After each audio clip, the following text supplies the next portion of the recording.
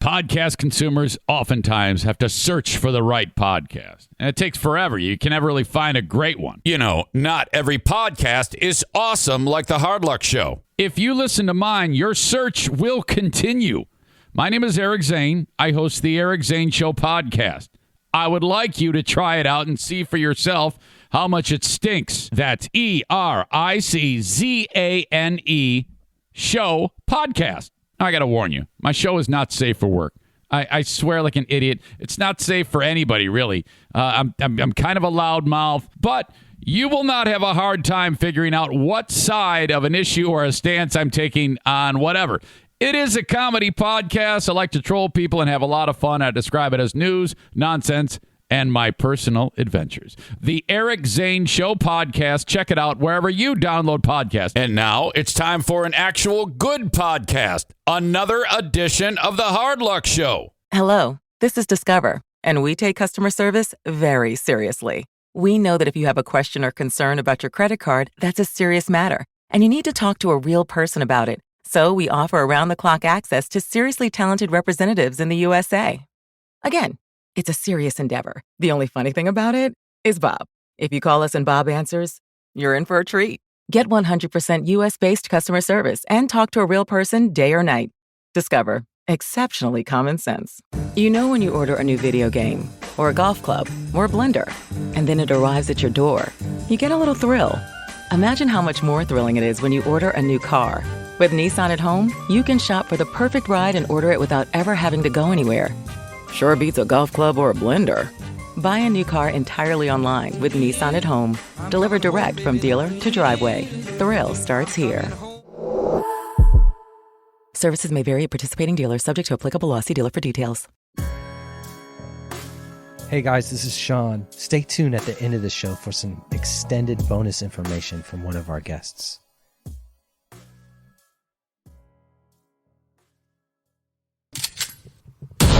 Your product, based with hard luck. Based with hard luck. Card shots, thieves, murderers with hard luck. Pimps and card shots, thieves, murderers with hard luck. Your product, based with hard luck. Based with hard luck. Card shots, thieves, murderers with hard luck. Pimps and card shots, thieves, murderers with hard luck. Good afternoon and welcome to the Hard Luck Show. I'm your qualified, certified West Side host, Steve Lucky Luciano. That's right, ladies and gentlemen, you've tuned into the greatest show on earth. It's the Hard Luck Show coming at you from the Pico Youth Center. Sitting across from me, my partner and my co-host, we are back at it with a special. We got you, Mahan. Yep. American Indian, Elegant Barbarian, Southern Californian, bringing you another installment of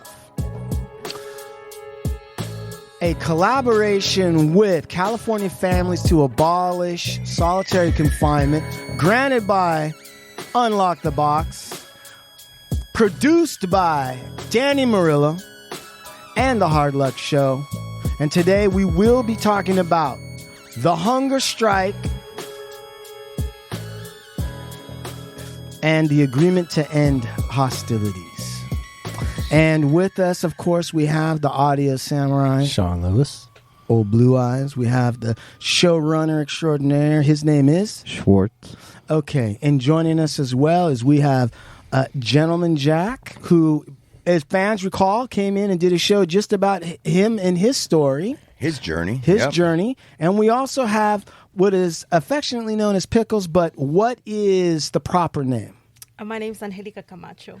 Angélica Camacho. And what are your, what do you do? What's your credentials? Let the people know. Oh, I'm an assistant professor in criminal justice studies at San Francisco State University. Wow, that's amazing. Awesome. And you're also in the process of doing some writing. Is that not correct? Yeah, I'm working on a book on the Pelican Bay, California prisoner hunger strikes. Right. Dope. That's it. And Gentleman Jack, what is your relationship to the stories and or unpacking solitary confinement? I did 40 years in the prison and more than 30 years plus in solitary confinement during that era. Did you participate in the hunger strikes? Yes. All right. So hunger strikes, Angélica, First of all, how did you get the name Pickles? Yeah. Oh, it's an old story. It's been with me since I was like in elementary school. I used to, how I remember it is that the boys used to bully the girls and the girls used to come tell me. And then so I would run around and beat up the boys that would harass girls. And then one of them, to make fun of me, was like, Angélica Pickles, because of Rugrats. Okay. Yeah, so he was trying to make fun of me. And then in middle school, people got lazy and they dropped Angélica and they just call me Pickles. And so it just stuck. All right, you heard it here first. Yep. All right, so pickles, which is a condiment to food you eat. Can you give us basic history on the hunger strikes? When did it really start, or when did they start? And what was the purpose of the hunger strikes, and who was engaged in it? Yeah, so the Pelican Bay, California prisoner hunger strikes, the first strike started in July 1st of 2011. Okay. And it went for about 21 days. Right, so at the front of the hunger strike were 5 core demands. And I don't know do you want to go one by one, or do we want to just state them all 5? Well, why don't you state all 5 first, and then we'll go back and revisit each one to unpack it. So what were the 5 demands that they started with? So you said July 1st, 2011, Pelican Bay, hunger strikes, 21 days, 5 demands. What are they? Yeah, so the first demand was to end group punishment and administrative abuse. The second was to abolish the debriefing policy and modify the active-inactive gang status criteria. The third one was to comply with the U.S. Commission on Safety and Abuse in America's Prisons. The report was published in 2006, and it was regarding the end to long-term solitary confinement. Number 4 was to provide adequate and nutritious food. And number 5 was to expand and provide constructive programming and privileges for those that were held in the SHU indefinitely. So, Gentleman Jack, did you participate in the Pelican Bay 21-day hunger strike? Yes. Tell me about how you were told about it and how it was organized from your perspective. And the organizing of the hunger strike had taken place over an extended period of time. When the hunger strike was decided, I was actually in the security housing unit in Tehachapi when I had been moved out of Pelican Bay and moved down to the solitary confinement in Tehachapi. When I returned, I was placed in a unit, and then I was told, hey, we're going to have a hunger strike on July 1st. Are you down? So, yeah. Let me interrupt you for 1 second on that. When did you re-arrive at Pelican Bay, and how far along, how much further along was it when you got this update? It was probably less than 30 days. As soon as I pulled into the section, I was informed that a hunger strike was on the horizon. There was just determining who was going to participate. You have to remember, at that time, a hunger strike was not unusual within the California Department of Corrections. It wasn't. So this wasn't the first one that they were pulling together? Well, the first one they were putting together, that's something different. Who they are is something else. There had been hunger strikes in the California Department of Corrections for, decades. Decades. Okay. Right. But I've never participated in a hunger strike that amounted to anything. Gotcha. All of them. Every other one that I had participated in up to the point where I entered into the institution, and to that date, no hunger strike had ever been had any kind of positive impact on those participating in that strike. So pulling us up here, are you down for the hunger strike? And you say yes, but in your thought, you dealt with other. It was the strikes. thought of the majority of the people in there contemplating participating in that hunger strike, that this was just going to be another futile attempt at trying to get legitimate concerns addressed by the administration.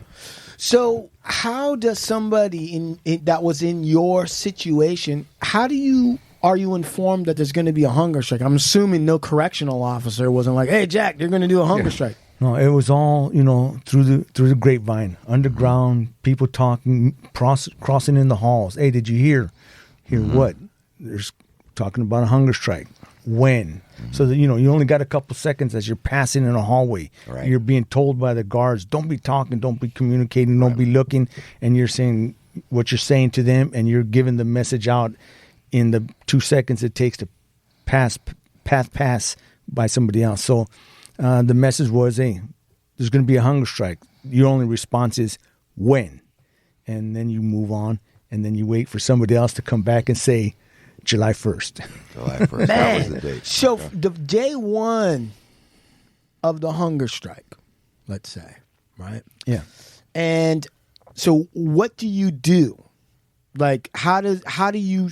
I know were there more instructions coming leading up to that day? Oh. Did they start as it was getting closer? Absolutely. Everybody on the tiers getting clear. Everybody is preparing for the hunger strike. You have to understand that a hunger strike is very, extremely difficult on an individual's body. Right. I mean, it not only affects your internal organisms, it affects your mental capacity. Everything about you is dramatically affected as a result of depriving your system of what it needs in order to keep functioning, to keep you alive. Right. Before we get into the longer term effects, I just want to know the manner in which it starts. Well, I mean...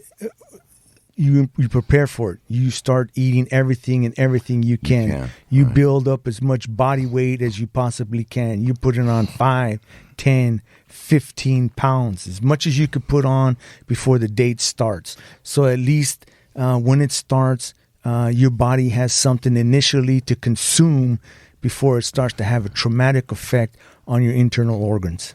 And then when day one starts, you packed on 50 pounds, right? And then what do? They slide the food into the... Well, hold on a second. They're packing on weight. Not everybody's able to pack on weight. Not everybody has store, right? Not everybody's able to pack on weight. One of the things, though, that is surprising about being in a prison environment, especially in the solitary confinement unit, when it was determined that everybody was going to participate in this collectively. Mm-hmm. And I say everybody, I don't mean everybody in the SHU. I mean everybody that decided to go on this first hunger strike. Mm-hmm. When they decided to do it collectively, then everybody that was around you that was also going to go on it contributed to those that were not in the position to help feed their bodies. What does that mean? Was store distributed amongst people? Your meals. So if you're an individual that was able to go to the store as a result of having some financial support from the outside world, then you passed on a lot of your meals and a lot of your store to those that did not have that ability. Wow, are you kidding me? Really? It was a collective movement. So it would be like somebody... I understand what he's saying. Yeah, he's saying essentially somebody that financially had a little bit of advantage will go in and buy up a bunch of honey buns and distribute it to everybody so everybody could get adequately fat before the actual hunger strike started. Is this no matter the color lines? At this particular time, those issues had already been addressed, and color, our race, our geographical location was no longer an issue. Really? Hold on.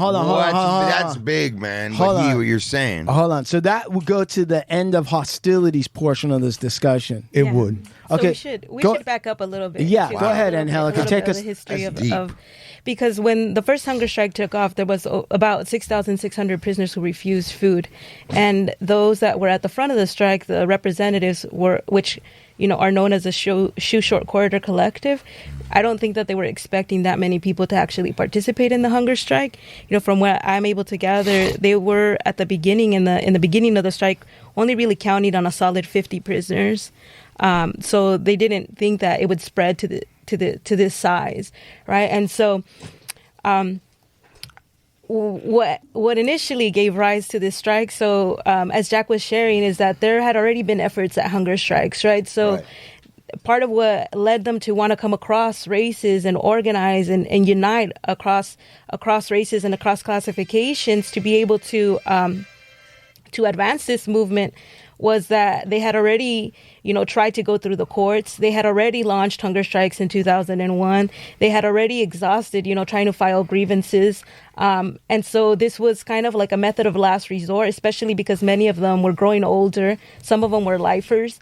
And in order to be able to get out of the shoe at that point, some of their limited options were then, you either debrief paroled or you died, right? So the hunger strike provided an opportunity to craft an alternative, right? For those that refused to collaborate with CDC and collaborate with their captors and abusers, this was a way for them to kind of create a change and create an outlet, a way out of the shoe, by coming together and exposing all of the torture and the corruption of CDC. So on that, right, part of that is, so the old story, the common approach that we understand about prisons up to this point has been that everything's divided by race, right? And you come in and you decide where you're going, or they tell you where you're going, blah, blah, blah, blah, blah.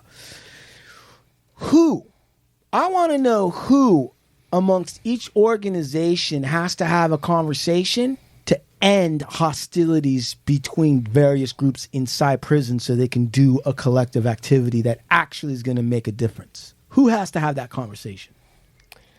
Well, I don't think anyone could make anyone do anything, right. And everything that was part of this hunger strike was voluntary, right? But at the front, as I started explaining, was that at the front of the hunger strike was the Shoe Short Corridor Collective, right?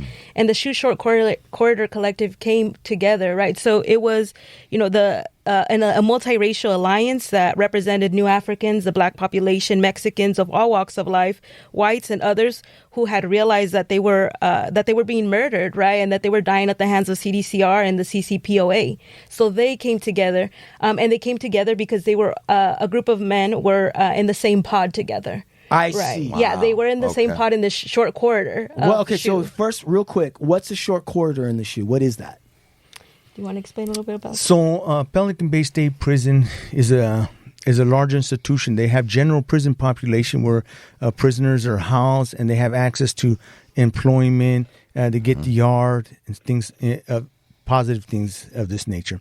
The Security Housing Unit, on the other hand, is a facility that is based on sensory deprivation, isolation, and it is within this confined that the Shoe Collective was created.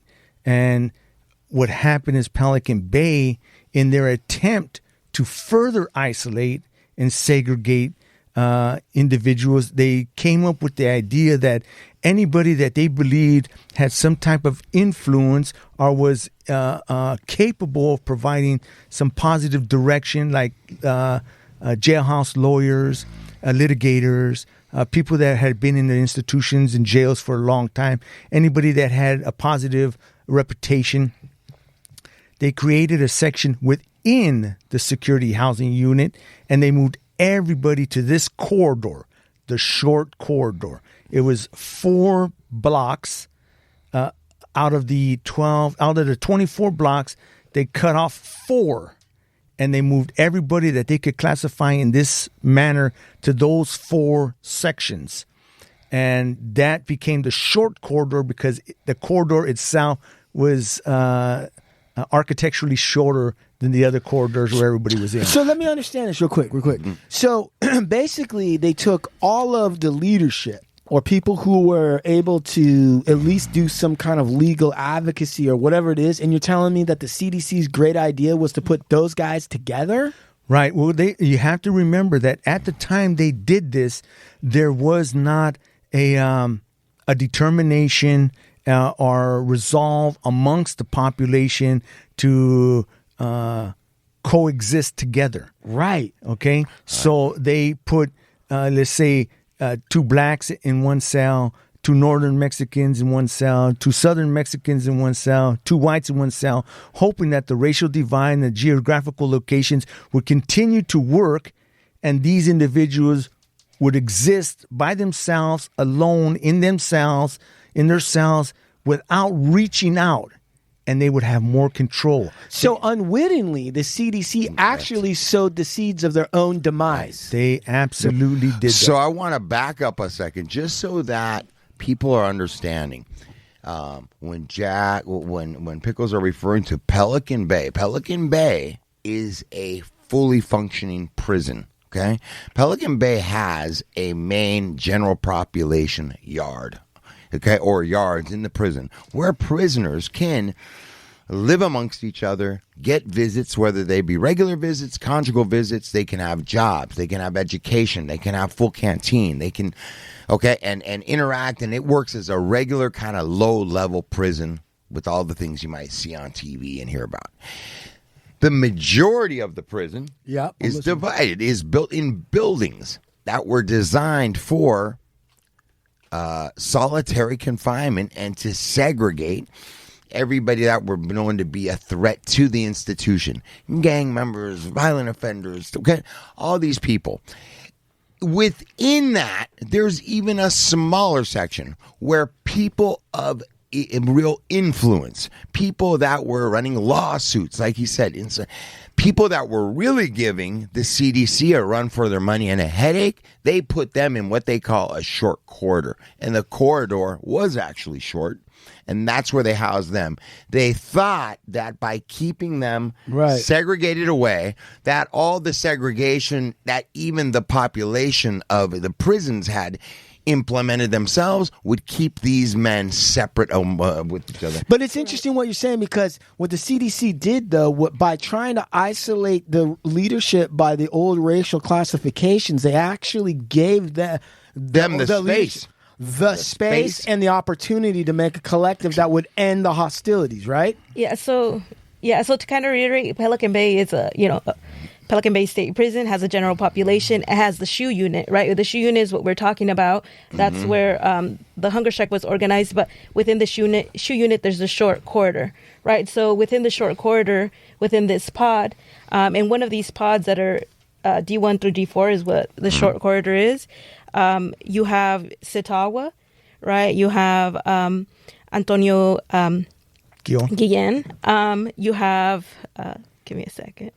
Arturo Castellanos, right? And you have Todd Ashker and you have Donnie Troxwell, right? And so they're all in this pod and they all having conversations with one another. And Todd Ashker and Danny Troxwell are like known to be very powerful and very knowledgeable jailhouse lawyers. Right. Right. And so amongst them, right, they're reading literature that's inspiring them and they're having dialogues and conversations about their conditions of confinement. And all of these, like they have a history of litigation with CDCR, right? And the limits of the law and how that hasn't really gotten them the reforms that they've liked to see, right? So within those conversations is where the idea of the hunger strike emerges, right? From the literature that they're reading, from the conversations that they're reading, and from their own personal experiences of having exhausted previous strategies. Avenues and all previous avenues, right? And so they're the ones that first start to kind of talk about this. And it's the idea of the hunger strike goes back and forth for about a whole year,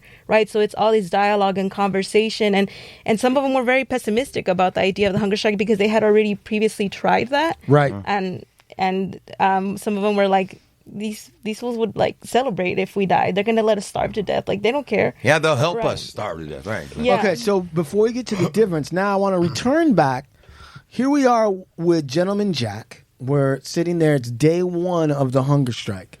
How do you, like, how does it actually happen? So do they slide a tray of food and you kick it back at them, or you just don't eat it? And by the way, Gentleman Jack, how much did you yourself eat in preparation for this? Were you able to bulk on yourself? Right. Did you put some weight on and tell us about day one? Were you eating cans of deviled ham, or what were you doing? A lot of peanut butter. A lot of peanut butter. Because it had protein. Right. But yeah, I mean, so when we got ready for the hunger strike, it was the day. It came around. Everybody knew July 1st, 2011 was going to be the first day.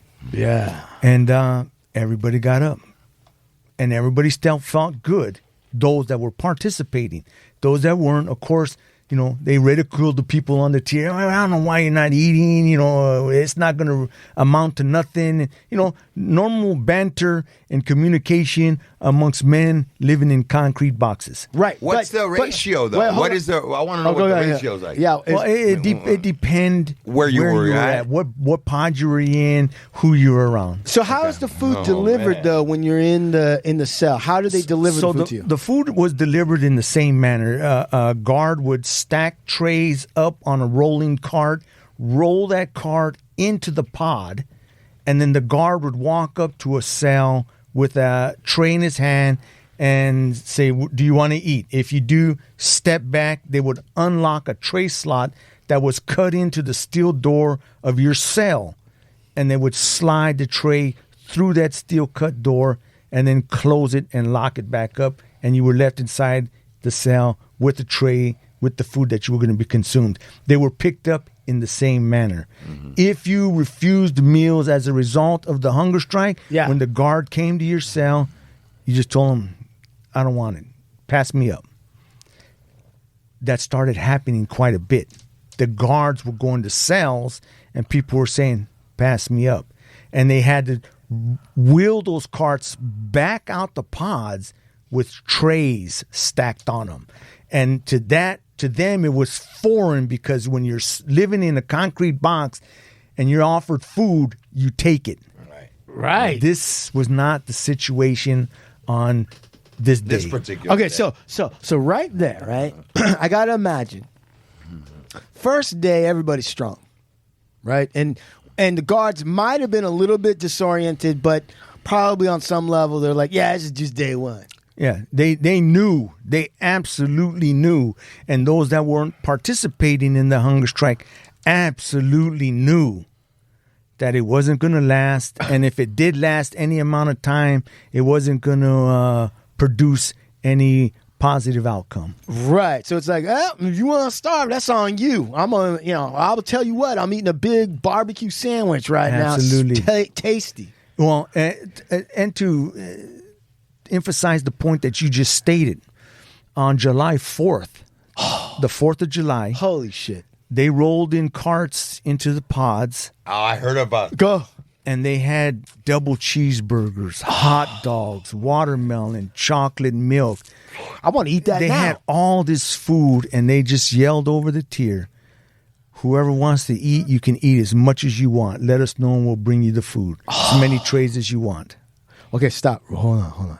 So by then it's been about 4 days. 4 days. That's How the 4th day. hungry is Gentleman Jack after 4 days? Well, you're hungry. But you don't start to feel that hunger then.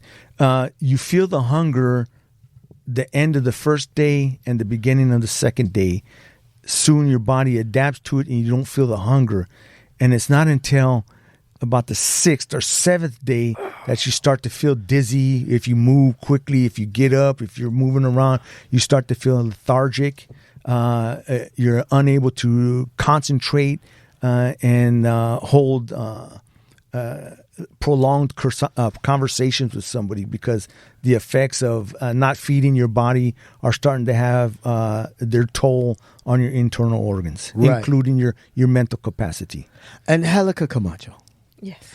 At this point in time, right? How's the CDC reacting? What is the strategy of the CDC when they're encountering the first part of the hunger strike? Are they shocked by how many people are participating?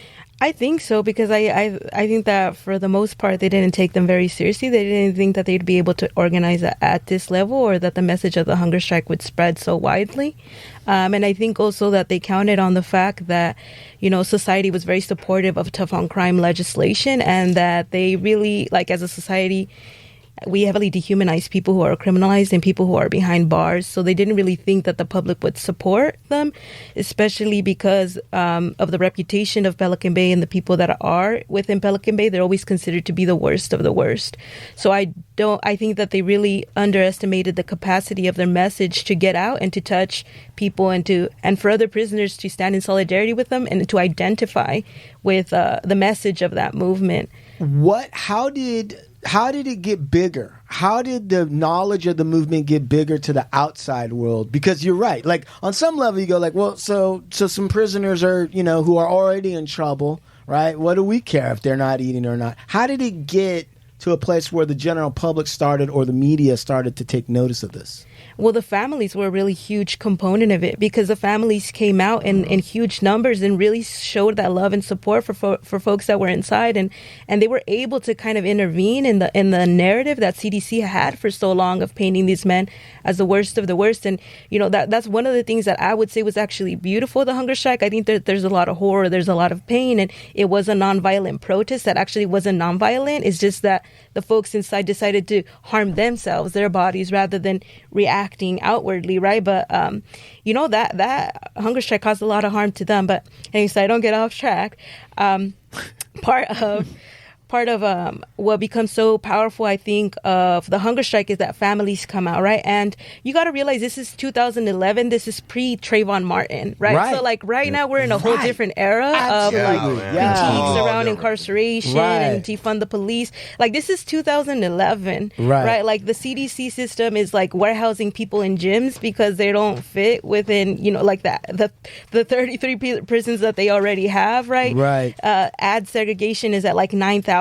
So the families coming out was a really big deal, because I think for so many years, families weren't even able to share that they had a loved one in prison, and much less share that they had somebody in Pelican Bay shoe because of the stigma of incarceration. Right. So families coming out in huge numbers and coming out to parks, like Black and brown families uniting out in the street and just getting to stand out there with a sign, to be in support for that was really powerful. And I think that also picked up a lot of picked up the attention of Democracy Now!, Al Jazeera, Univision, right? So you started getting a lot of media attention, and that brought even more people out, because they were just like, wow, I've been dealing with CDC for all of these years, and the bureaucracy of CDC for so many years, and never stood up or said anything about, their own personal experiences with CDC out of retaliation. And this movement came out, and families were out, and then they felt like they could come out and start sharing their own experiences with incarceration and policing. And so I think that provided a platform and got a lot of media attention that then led to the wide support for the hunger strike, right? Because once it started coming out on television, then other folks in different prisons were able to kind of get updates on what was happening with the strikes as well, too. Gentleman Jack, when guys are refusing the food trays, what about liquids? Are you drinking out of the tap? How do you get your drink? We're drinking water. We knew that we could survive without food, right? Because your body had a store of food that it can take from, sugars, proteins, and things like that. But the body can't survive without liquid. Right. 3 days without liquid, and you're toast. You're through. Yeah. So yes, we were drinking waters, but that's about it. We're drinking waters to sustain your existence and to assist in killing the emptiness within your stomach. At any time, are you thinking about Gandhi and his hunger strikes during this? No, I wasn't. But we did think about the story that was going around, and that was the Bobby Sands men that had went on a hunger strike. Protesting, I think it was England's occupation of Ireland, and all of them died. They all died from the hunger strike. So we were thinking of them, yeah. And that's what sustained you, kept you going. How many times did you almost break? Did you almost break? I mean, you almost break every time you do something. And it's just a matter of saying, I'm going to hold on. At what point so this went on 21 days. A weekend, you're like, the hunger's finally really hitting you. You're getting lightheaded. You can't move around too much. Was there different points where you felt the solidarity in the air and you knew you were going to win? Participating in the hunger strike did not have a completion date. Right. Okay. So, I mean, you didn't know. And a lot of people that were participating in the hunger strike weren't told on this day stop. That wasn't the issue. The issue at the hunger strike's commencement was going all the way. I mean, if that means you drop dead as a result of this, then your sacrifice is for the greater good. And so there wasn't no, wait 21 days and then start eating. It just so happened that at the end of that period of time, when the word passed around, it's over, you ate. And that word was passed around as a result of being told that the 5 core demands were going to be addressed. So then I have a question for you. Were you ready to die behind this, by this? Well, I don't know. I mean, how do you know you're ready to die? I mean, I was prepared to give what I could give and contribute what I can contribute.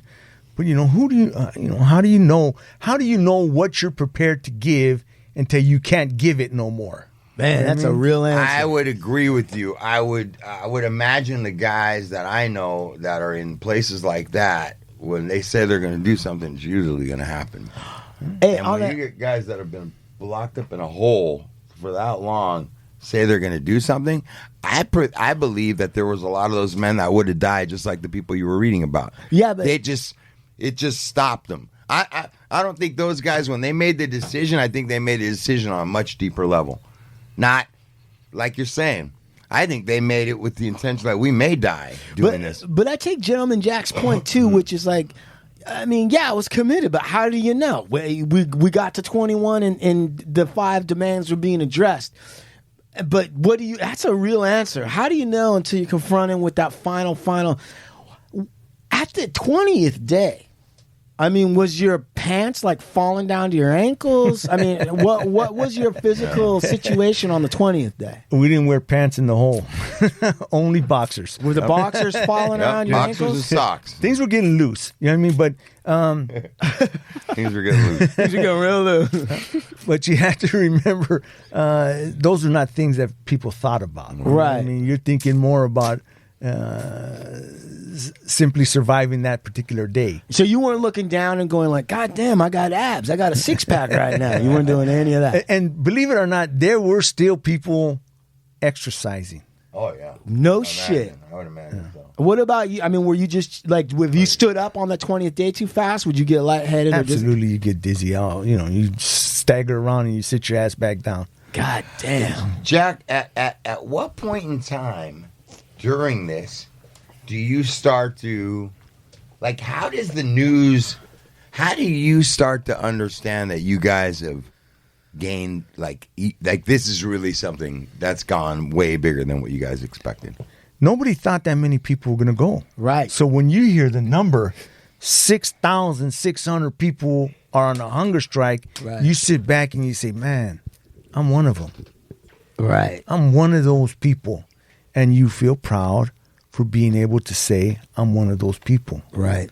I mean, you contributed to something that was bigger than you, and you did not do it on your own, but you contributed to the whole. And that makes you feel good. Mm-hmm. Part of something. Part of something. Right. So, Pickles, these 5 demands, right? One of them is programming and education, right?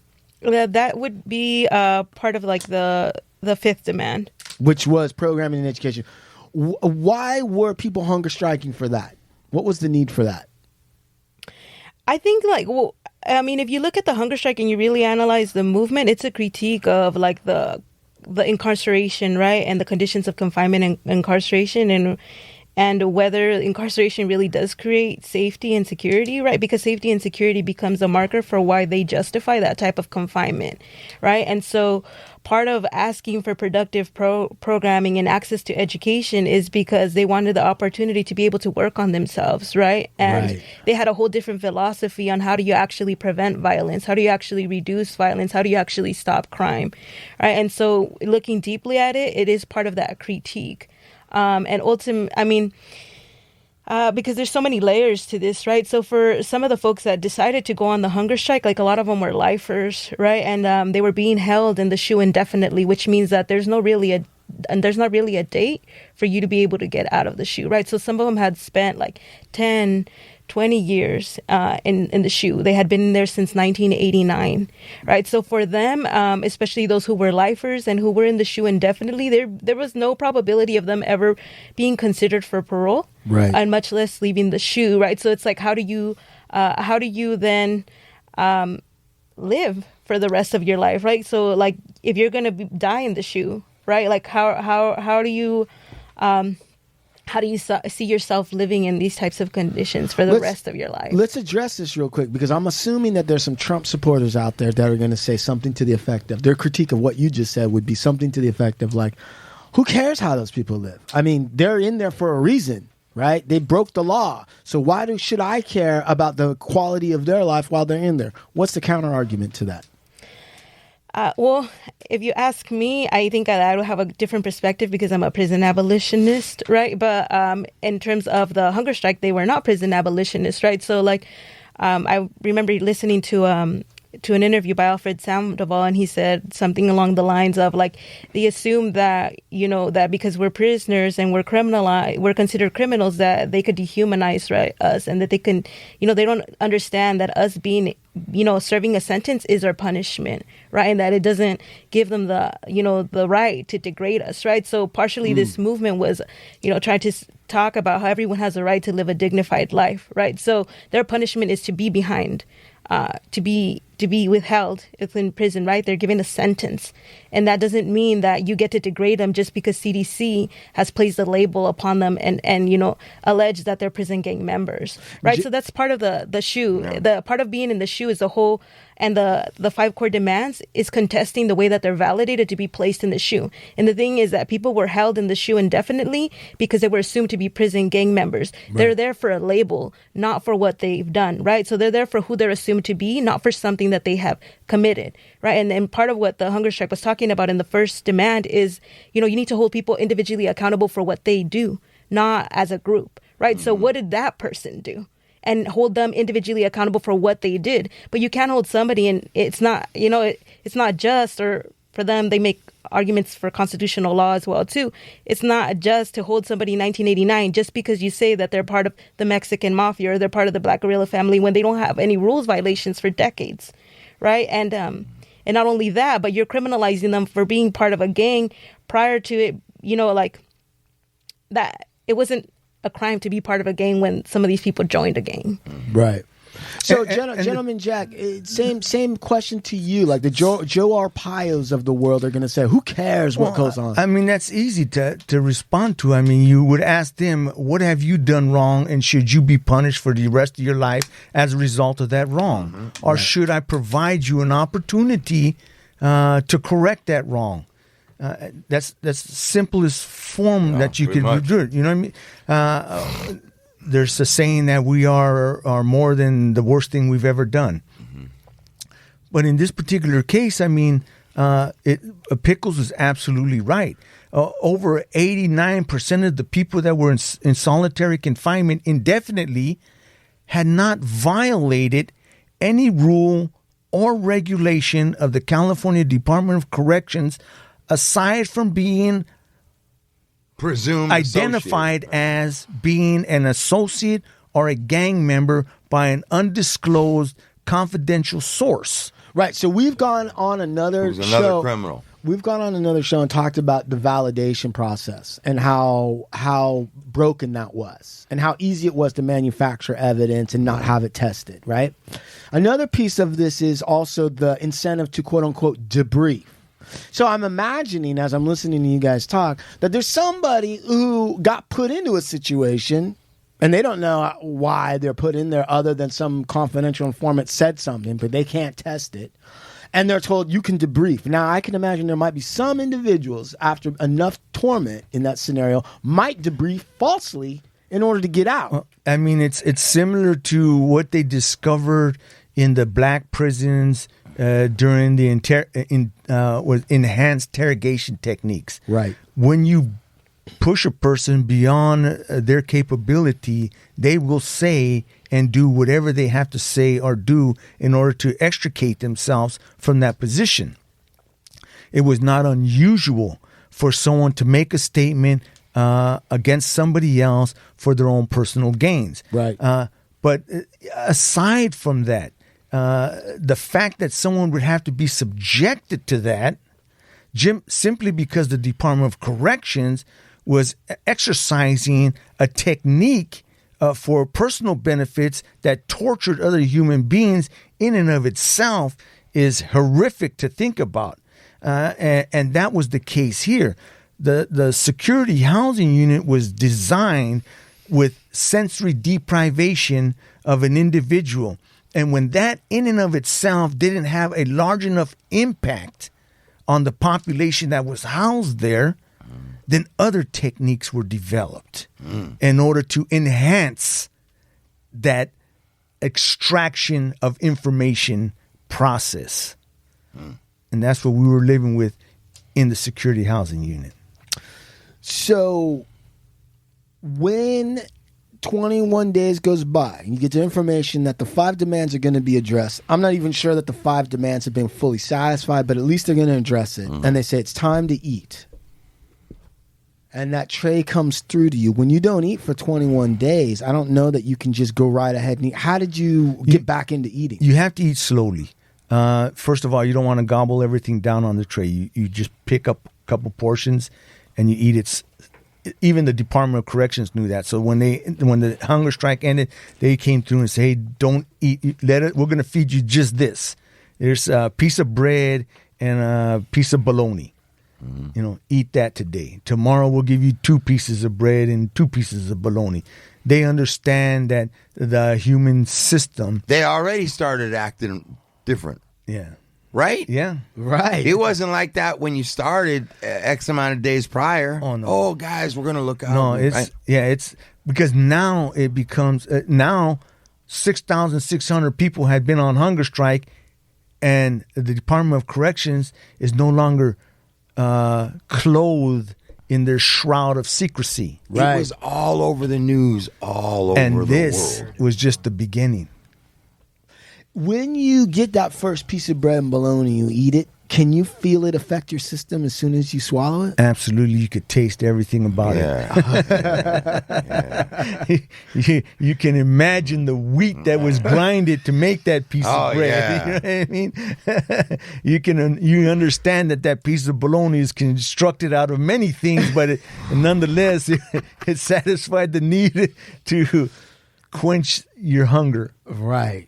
So when 21 days, they come down and just, so then what happens, Angélica Camacho, what happens when they address it? What does CDC do, and what do they agree to? And how do they know that? Just because they say, oh, okay. How did everybody know to stop eating? Like, just because they... So the reason that the hunger strike got called off was because CDC... went to go talk, decided to sit with the representatives of the hunger strike, right? So we talked about how there was the Shoe Short Corridor Collective, and there's a representative body that is at the front of the strike. And CDC decided to sit down and have a conversation with them, and they said that they would look at demand number 2, which was the debriefing policy, right? And that is at the heart of the hunger strike, right? Ending the debriefing policy in the way that they're validated. And then also they had acquired a court order to be able to force feed those that remained on the strike. So the representatives decided that, they wanted to thank folks that had actually stood in solidarity, but they didn't want anyone to actually get further harmed, right, and be force-fed. So, they're like, okay, this is not about harming folks, especially those that decided to stand in solidarity. So we're going to go ahead and go with what CDC said, that they would look at the debriefing policy. We'll give them 3 weeks to look over their policies and come up with some changes. So what ended up happening was that in them suspending the strike, they CDC started proposing the revision of the validation process, but then they expanded it to security threat groups, right? So they actually expanded validation to be able to incorporate street gangs and to be able to validate people now when they're on the outside. So you don't have to be inside of prison and you don't have to be attached to a prison. Wait a minute. So it got worse. It got worse. They actually expanded the amount of people that could end up being validated. Like, oh, we're going to take a look at it. And when they took a look at well, it... CDC always does that. They say we're going to revise our policies and then they change them to their benefit. Yeah, or they circumvent. Listen, we're going to rewrite this. You're absolutely right. We're going to rewrite this. We're going back and we're going to rewrite it to make it worse. To make it worse for you. So then what happens? And then they start giving people 602s for participating in the hunger strike. 115. Sorry. And then what happens? Once you realize CDC's full of shit, then what happens? Well, CDC also believed that if they made this gesture and the strike end, then the old language would reappear that we did a hunger strike and it amounted to nothing, and they would lose support. Right. Okay. And they were counting on that. They were counting on the fact that, hey, you got nothing, you didn't eat, and you got nothing from us. You want to do it again? Go ahead. Yeah, so the thing that happened, though... Wait, hold on. I want to drill down. I want to really sit on that concept right now because I think it has implications that go beyond just prisons. And that is when the powers that be want to make sure that the people don't collectivize and make sure that the people don't ask for anything, the most important thing to do is to crush hope. If everyone thinks there's no point, my vote doesn't count. It doesn't matter. It doesn't matter what store I go to. I'm going to have to wind up buying the same old shit. Might as well go to Walmart. All that shit, including prison, all that. If you can get people to swallow that, they will never be able to collectivize and ask for more. That's true. And the thing that had developed in the security housing unit, the SHU, was the understanding amongst the men that we were dying. We were going to die in a windowless concrete box, and no one was going to be around, and they'll find us on our floor dead one day. And when you reach that realization, you understand, hey, if I'm going to die, I'm not going to let you kill me. I'm going to go the way I want to go. Yeah. And that contribute to the determination that a hunger strike is the most feasible way, because now you're choosing to die on your feet in your manner as opposed to just sitting in on that cell and taking it and falling over one day because you can no longer live. Man, I think what you just said is so important because right now I'm reading the Hagakure, which is one of the books of the old samurai wisdom. And part of what made a samurai, like a real one, is the willingness to face death and not be scared of it, like on your terms. On your terms. And we knew that. It's like Pickle said, there was 3 ways out. You debrief, you parole, or you die. And for those of us doing life, we weren't going to parole. Right. And for those that had a fire in our bellies to withstand that which was designed to break us, we weren't going to debrief. Right. So the only other option was die. He said with a smile. And we decided, you as an individual, but you could look at it now as a collective, was decided to, okay, then I'll die. See, but I won't let you kill me. That's what I was getting at, yeah. Right. So the CDC pulls their dirty move, and then was there another hunger strike? Yeah, so what they weren't counting with was the families, right? So, like, they thought that people, that they were going to call off the first hunger strike and it was going to die out and they were not going to get support. So the families were the ones that are like, oh, hell no. Like, we're going to stick to this and we're going to, we're going to continue to make noise about this because that's our loved ones that are back there in the SHU. So what happened is in August, the Public Safety Committee, which is the one that's above CDC, right? So that's who CDC has to kind of report to, held a hearing. And at that hearing, families, got their money together and donations of people that they knew, and they took van pools to Sacramento, and they showed up at that hearing, right? And so then the Public Safety Committee was just like, what the hell is going on here, CDC? Because for so many years they trusted CDC. They had no oversight over CDC. And, politicians ran on this tough on crime, these tough on crime narratives. They didn't want to be seen as soft on crime because they thought that they wouldn't get elected, right? So CDC and the Prison Guards Union has so much power in Sacramento in lobbying. Right. So what happens is the Public Safety Committee starts to put their eyes on CDC. It starts asking questions and starts questioning the validation process. Right, because now we're seeing this huge movement and high visibility of this issue and the family showing up, and that ain't supposed to happen. Like, if CDC is handling business the proper way, it's supposed to be all quiet on the Western Front. But you have family members. Dolores Carnales was an organizer that contributed to this, and they had testimonies in front of these assembly people in the Capitol, and they had mothers and daughters and sons and fathers reading stories about how their children, those of us in the shoe, were losing our minds, becoming insane as a result of the sensory deprivation, or deteriorating as a result of being stuck in a concrete cell where coldness enclosed you as a result of the concrete absorbing that element, and intensified when you're sitting in the middle and all of it's coming in. So people are starting to suffer the deterioration of their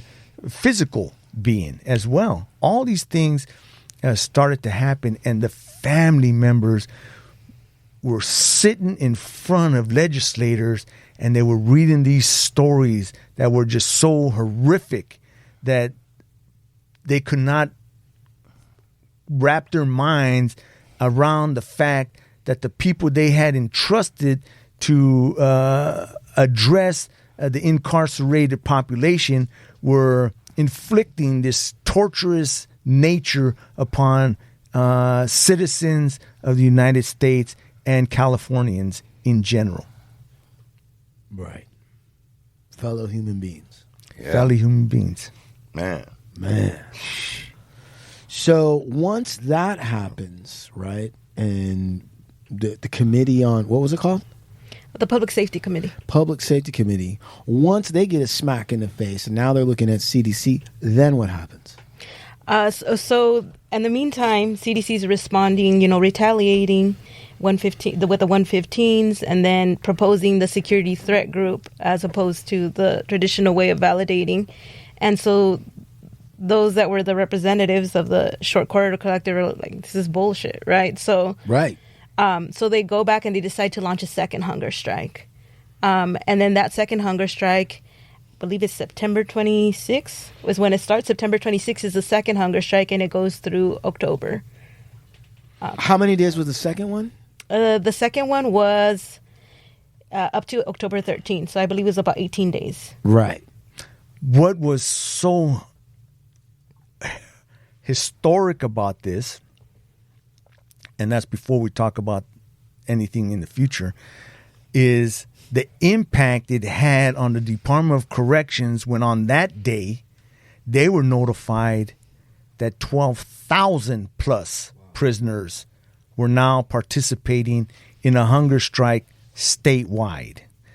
And that news clips were now coming in from other countries that were stating, we support Pelican Bay State Prison hunger strikers.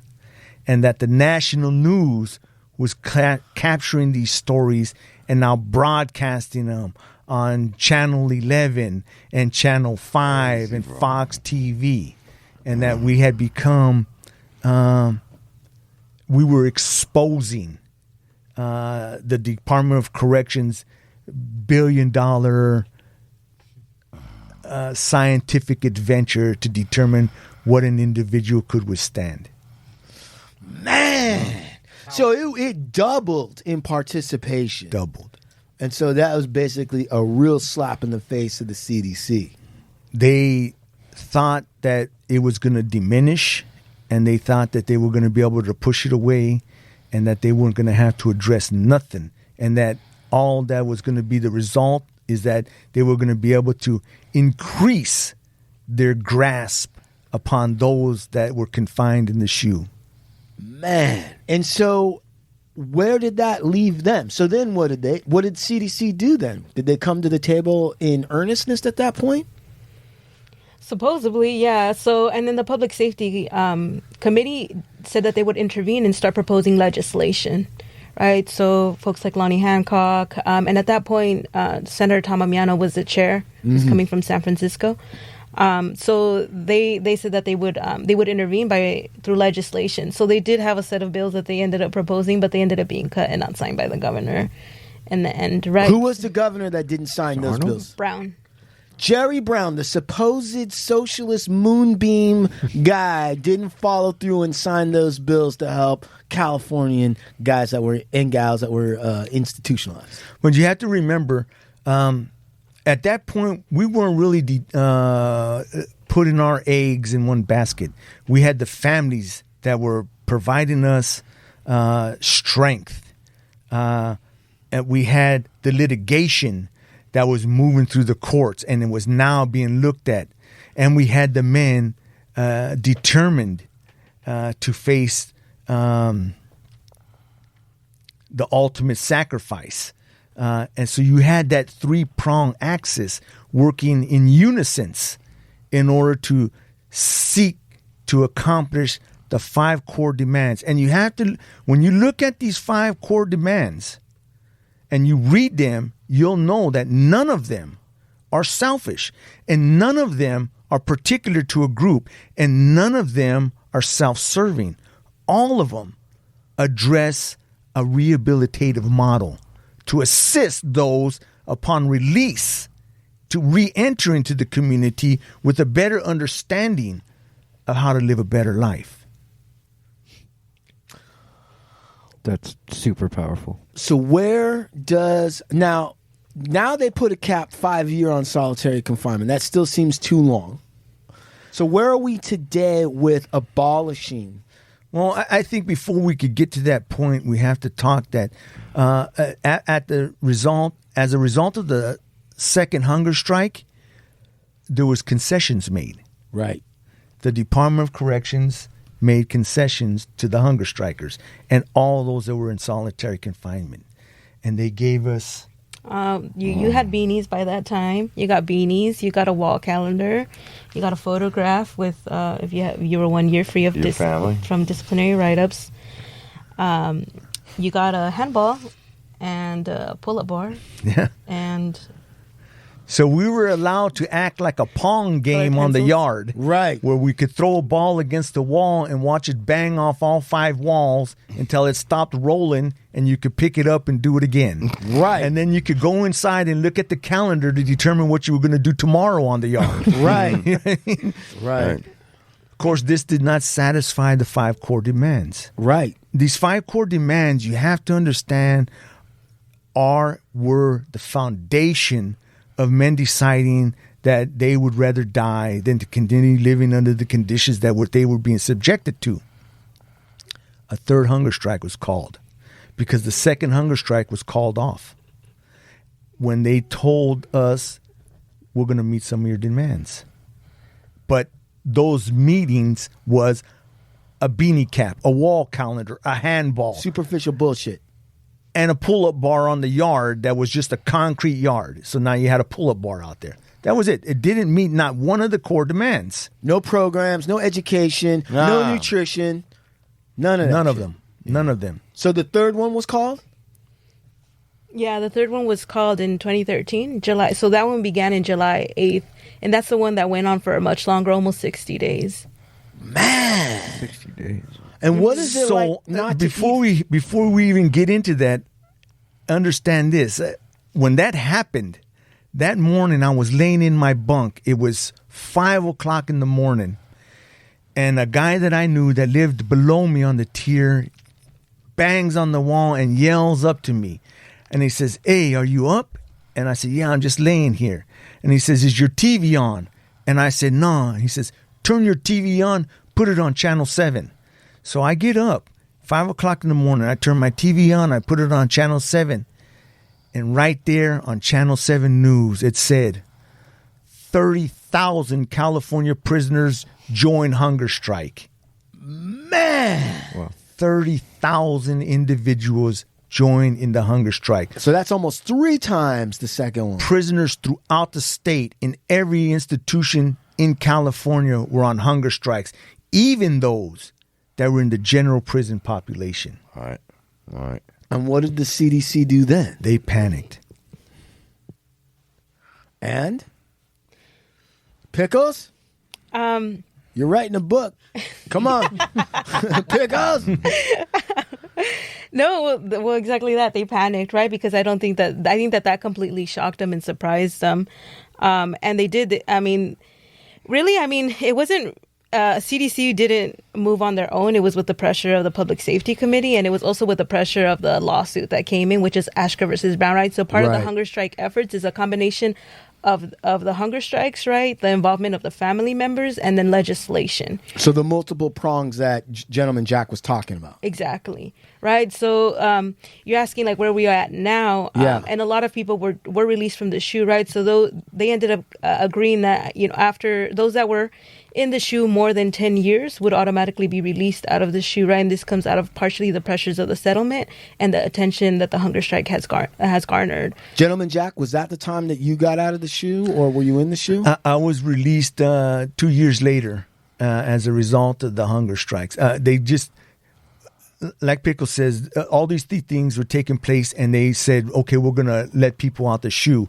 But, of course, they had been jamming that stick in the door for decades. Right. You know what I mean? And they teased the dog, and they spit on the dog, and they kicked his food up into his tray, and they belittled you, and they dehumanized you, and they deprived you, and now they were faced with the possibility that they were going to have to open that door without 5 of you standing there and put you in handcuffs and let you into the general prison population. The words out their mouth is, they're going to kill us. Right. You can't let them people out those cells.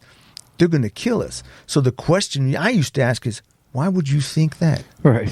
Why would I have a reason to kill you if you open this door? If you open this door and I don't have chains wrapped around me, giving me 35 more pounds to my body, why would I want to hurt you?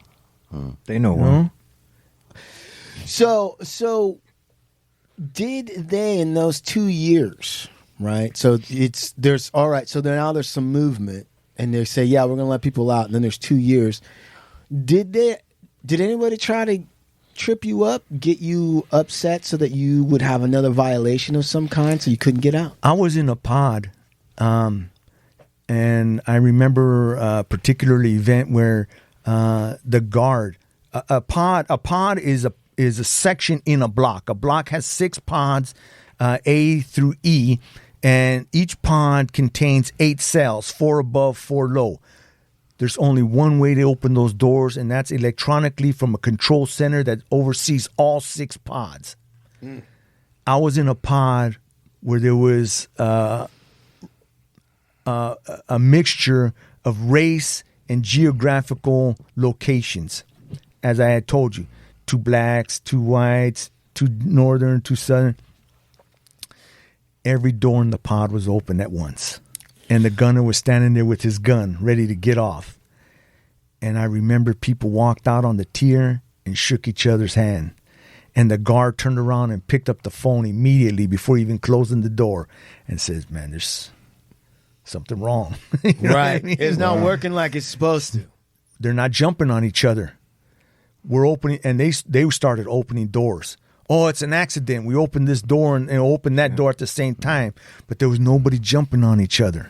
They were hoping for something to pop off. Right. And when they did want somebody, what they would do is they would open the door of somebody that was on an enemy list with somebody else. Right. So in order to say, well, these incidents are still happening, you know. Right. But they were all setups. But for the majority of the period of time in which they reached the determination or were directed in that direction to reach the determination to release us from the SHU, there were no incidents that resulted as because somebody was of another race or somebody was of another geographical location in the free world. Man. And that's something. That is something, man. You have to remember the California Department of Corrections had been dealing with that stuff for decades. They had no answer to it, and they thought their answer was to build a security housing unit and torture those placed in it, and then build another security housing unit and put those people in the small corridor where they'll never talk to anybody else except their shadow on the wall. And they found humanity within each other. Yeah. Well, Amazing. Where are we at today, That's Pickles? it. Tell us where we need to go, because I think Gentleman Jack laid it all out right Yes, there. you did. That's fantastic. Yeah, I mean, so what happened after the Ashker settlement is that though, like, they released about 99% of those that had been in the SHU for 10 or more years, and the California solitary population dropped by 65%. Right, so they went from about 9,800 to about 3,400 in administrative segregation. So part of where we're at now is that a lot of the aspects of the 5 core demands have not actually been met. Right, the aspects that have improved have been because of the Ashker versus Brown or Ashker versus Governor of California settlement.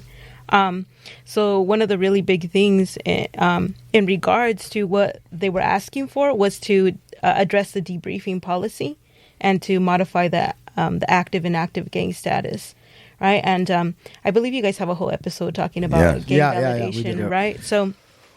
So yeah, that's where a lot of the issues are happening right now, because part of what also happened was that as many were being released from the SHU, their idea was that, okay, when we're released and we go out to general population, then we'll be able to have access to programming, right? And when we have access to programming, then when we go up to the parole board, then maybe one day we'll have the opportunity to be able to be released, right? Because for some of those, they had already more than like twice served their sentence, right? So they had high hopes of being able to parole. But what happened was when they go out to general population and they go out to the level 4 yards, they find that in some ways the conditions there are a lot more worse than what they were actually living in the SHU, right? And the fact that oftentimes these yards are on lockdown and they don't have a lot of programming in these level 4 yards, right? So their whole... right now, part of that as well, too, is that although they have changed some things around validation and you can technically no longer put somebody in the SHU for validation, it has to be on a behavior violation, they still put people in administrative segregation, right? So there's still arbitrary reasons why people are being placed in the hole. Right. And in some ways, the hole is a lot worse than the SHU because they don't have access to... like sometimes they only have access to a Bible or things like that, right? So where we're at today is that the CDC is still playing the shell game. Yep. They're changing the labels and the reasons why they're putting people in some kind of isolation, which may be worse than the SHU. Where can people go to learn more and or support abolishing these terrible CDC practices? Yes. You can go to the Prisoner Hunger Strike Solidarity WordPress page that usually has all of the updates on the hunger strike, and it has an archive of all of the statements and all of the updates that were happening since 2011 to now. So if you want to learn more about this, you can go to that website. So what's it called? It's the Prison Hunger Strike Solidarity WordPress. So just prisonhungerstrikesolidarity.wordpress.com. Great. And you could come and listen to the podcasts that are being developed by the Hard Luck Show. And get the story from those that experienced it and those that participated in changing the outcomes of some of the lives of the men there through these discussions. Gentleman Jack, when are you running for governor of California? I tell you, it better happen soon. Seriously. I mean, you listen to this guy talk? Yeah, man, it's beautiful. Great. Wonderful. Leadership. I see leadership in your future, my friend. You. Yep. It was. I was drinking a Red Bull before I came in. Well, that explains it.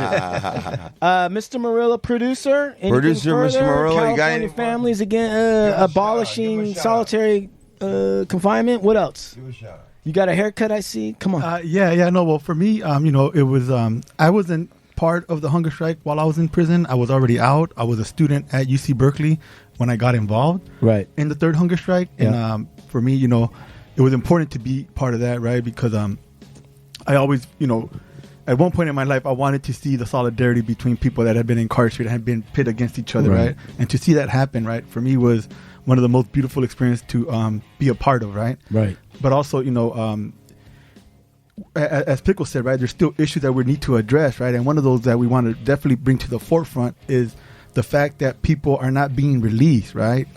Lifers that are still labeled as gang member or their associates are not being released, even though some of them have already done double, triple their sentence, right? And it's because of these labels that parole CDCR is not allowing them to be released, right? And we're using this as an opportunity to show the world, right, that people that have been in solitary confinement, labeled as a gang member, as an associate, such as myself, such as Gentleman Jack, we're now out here doing positive things. Right. So transformation is possible. Right. Absolutely. And I would say, too, a really still active component of the hunger strike movement is the agreement to end all hostilities, right? And trying to promote that the message of the agreement to end all hostilities and the coming together of different races and uniting, because they realized that for so many years, CDC had actually benefited from their racial division and their silence, right? So for them deciding to come together across races and work together and unite in order to address all of these policies and push for these changes. Hopefully we can take that lesson outside the prison walls and end hostilities in the regular social setting that we're in, right? Yeah, and I think that that's part of their efforts, right? And part of them trying to break the narrative of CDC of them being the worst, and them actually trying to take initiative in sending this message and saying, like, hey, we deserve better. And the only way that we can get better conditions for ourselves and our communities is by coming together and no longer getting into these divisions or inciting violence amongst ourselves. Right. And so you know that, you know, since I've been out, I'm a taxpayer, I'm a voter, and I'm a contributor to the community and to a better society. So and soon to be governor. So you can't say, you know, make sure that tax money you let them out prisons. and they're going to be nothing but danger. I'm proof that that's not the case. That's right. Yeah. Big Lux. That's right. Where do we go? I just want to say thank you again, both of you, for coming in. Danny, thanks for putting together. Great job, team. Excellent. Like we do about this time. Adios, amigos. Hey guys, it's Sean, and I'm here with Pickles, and we actually have a little bit of follow-up for the show. Now, if you're listening to the whole episode, there's some other notations that Pickles had made after the show that we wanted to include and make sure that we cover all the ground. So, Pickles, why don't you tell us a little bit about what you were talking about after the show? Okay. Hey, what's up, guys? So, yeah, as you all heard, Bobby Sands was a really instrumental piece of this strike. And the book about the Irish prisoner hunger strikes that was written by Dennis O'Hearn was circulated around the shoe pod where a lot of the planning was happening. And part of why it was circulated was because those that were planning this hunger strike wanted others to understand that in the Irish hunger strike, people actually died, right? So there was no happy ending for them.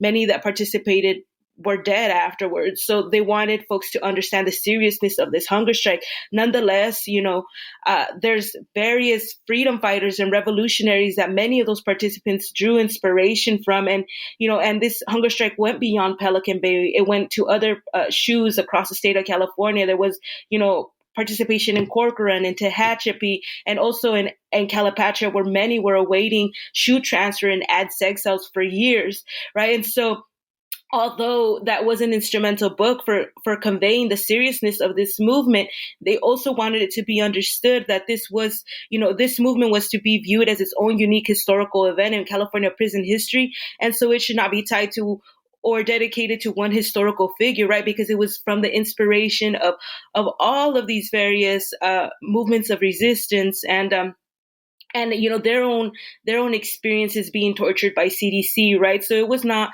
you know, one particular historical figure, organization, or event, or it wasn't led by one particular revolutionary organization or the result of one sole leader or group. It was a collective effort, you know, where they came together after years of, you know, of being, you know, being tortured at the hands of CDC and realizing that, you know, they actually had a lot more in common than they had differences. There's one more important thing that I wanted to touch on, but before we go there, can you go back? You say they have more in common. That really moves the conversation into the bit you were sort of mentioning about the importance of them coming together. Yes, so for them, that if they actually came together across racial lines, you know, and form power as a collective, that they could actually transform the conditions inside to benefit prisoners. And this doesn't just mean benefit them as individuals, but they understood that, you know, if they could get programming that would help them better themselves and their person, that would actually benefit the public as a whole, right? So they have this whole concept of how prisons, the way that they're structured, actually doesn't benefit society, right? And the ways in which, you know, prison, the way that is structured is not actually about safety and security. So CDC would always use this narrative that it needed the shoe, that it need to hold them in these conditions of confinement, to use these torture tactics for the safety and security of the institution. And what they actually come to expose is that CDC doesn't care about the safety and security of people inside or the people outside, right? CDC is heavily invested in keeping races separated and in fostering violence amongst prisoners, because those are the incidents that help them paint prisoners as the worst of the worst, and use that rhetoric to be able to destroy programming for them inside, but also to be able to expand the prison industrial complex, right? So when they came together and they realized that they had more similarities and they had differences, they actually realized that a lot of them come from similar neighborhoods. They come from working class backgrounds, right? And that a lot of them that are caught behind prison cells come from a lot of these working class communities that the prison industrial complex actually, you know, capitalizes off. I remember hearing the interview by Alfred Sandoval, and he said, "I've never met a millionaire who's on death row." Right. And then I think that that's very telling in terms of, you know, how once they brought their minds together and their collective efforts together, they were also able to offer a critique of what is the role of the prison system. Right. And, you know, how is the prison system structured, and how it actually is not structured to benefit our communities, but capitalizes off of their suffering and garners their support by painting them as the worst of the worst. Right. And so they decided instead to come together, you know, to try to bring people across races to create a better world, not just for themselves inside, but for all of those out here, so that the next generation didn't have to be captured inside of shoe cells. Okay. One last thing that you were mentioning. I know that everyone was kind of laughing a bit about like stocking up and feeding on honey buns before the actual hunger strike just to put on weight. But you had a really good point about that not being the reality for most people in different situations.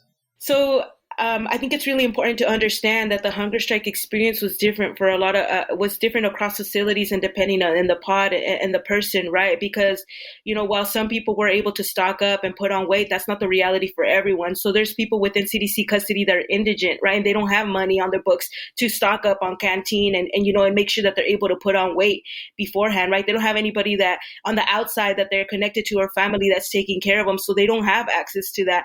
And it's also very different across the facility, because like Pelican Bay is up north, they have access to good water, right? But when you're getting into some of the older facilities that have, you know, old and, you know, rotten ass pipes, like the water that they're sustaining themselves on is not very healthy, right? So when you combine that as well too with the realities of Calipatria during the first hunger strike, who, you know, in ASU that are the shoe overflow, like they were being denied liquids, so they didn't even have access to electrolytes or, you know, Gatorades or vitamins to be able to sustain themselves on the first hunger strike, right? And so there's thousands in ADSEG too that didn't have access to canteen. So there are people that were on this hunger strike that were literally starving themselves, right? And so there's stories of guys that, you know, they share and they say, you know, that they could feel their stomach cramping after certain days, and they could feel their stomach, like their body eating itself, right? Because after a few days, it doesn't matter how much you stocked up. Like when you're on day 10, your body starts to feed itself off of the body that you have on your body, right? And so your organs start working overtime.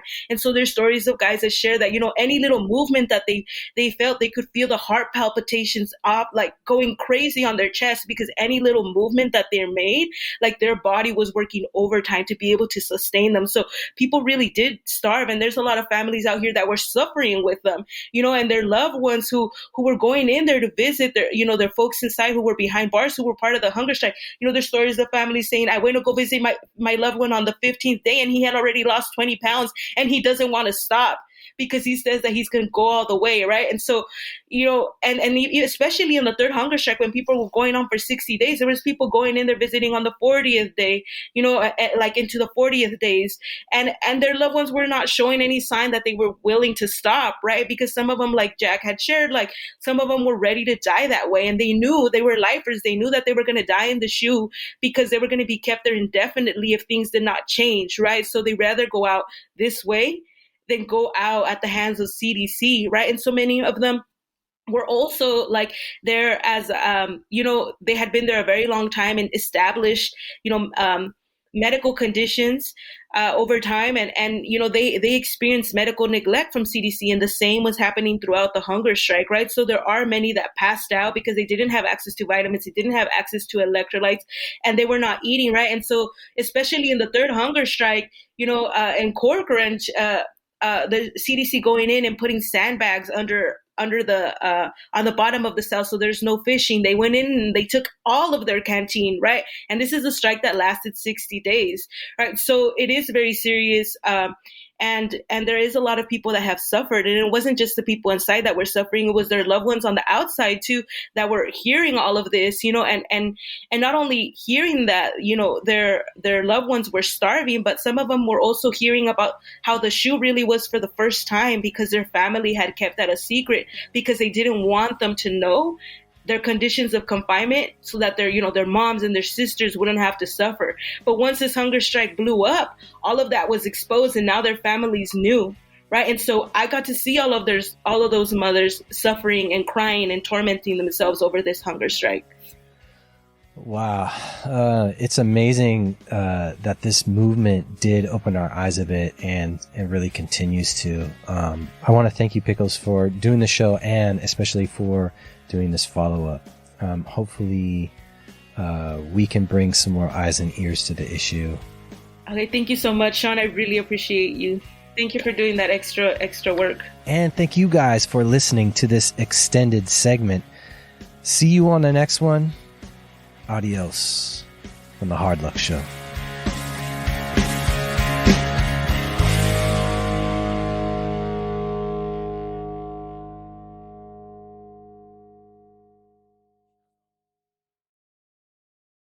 Hello, Discover here to explain our cash back match. Here's how it works. We give you cash back for using your Discover card on the things you were going to buy anyway. Then we match that cash back in your first year. And that's why we call it Cashback Match. Now to recap and say cashback one more time. We match all the cashback you've earned at the end of your first year automatically. Discover. Exceptionally common sense. Learn more at discover.com/match. Limitations apply. Don't wait to put an end to junk sleep. Shop Mattress Firm's Black Friday sale and wake up a better you. Save up to $500 when you get a king bed for the price of a queen or a queen for a twin. Plus, get a free adjustable base with qualifying Sealy purchase up to a $499 value. Or save up to 50% on Black Friday doorbusters like Sealy and more. And you can shop with confidence with our low price guarantee. Unjunk your sleep. Only at Mattress Firm. Offer valid with qualifying purchase. Restrictions apply. See details at mattressfirm.com.